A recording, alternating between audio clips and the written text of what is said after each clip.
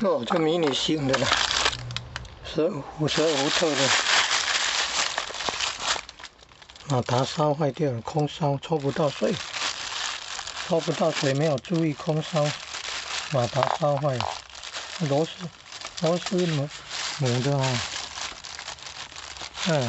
久了都没有办法拆开的，用锯开的。这12伏特的，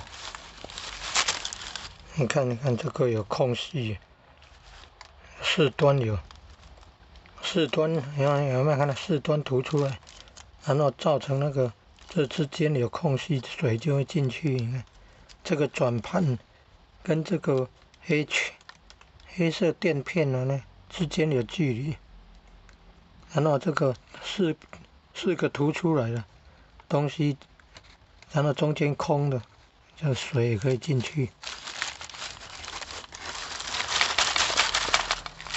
然后我把它锯开啊，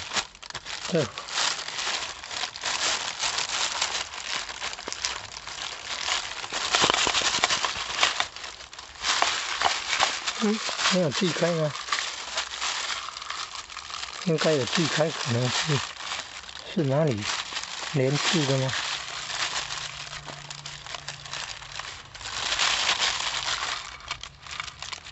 我不晓得哪里连住了。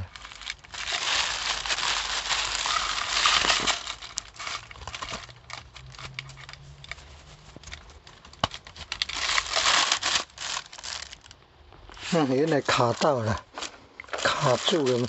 现在把它看一看，你看这个抽水马达小型的12伏特的，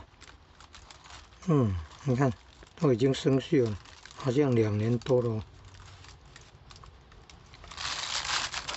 最先坏掉的电线这边，拉来拉去的哦，丢到那个水沟里面啊，都拉上来就拉到电线。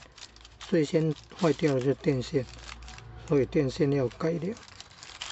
然后再来就是空烧烧坏，这个是12伏特的打草机马达也是12伏特的，它那个气泡线烧坏了，马达坏掉很多都是气泡线坏掉，如果会换气泡线就可以再用了。网络有影片在教那个制作马达。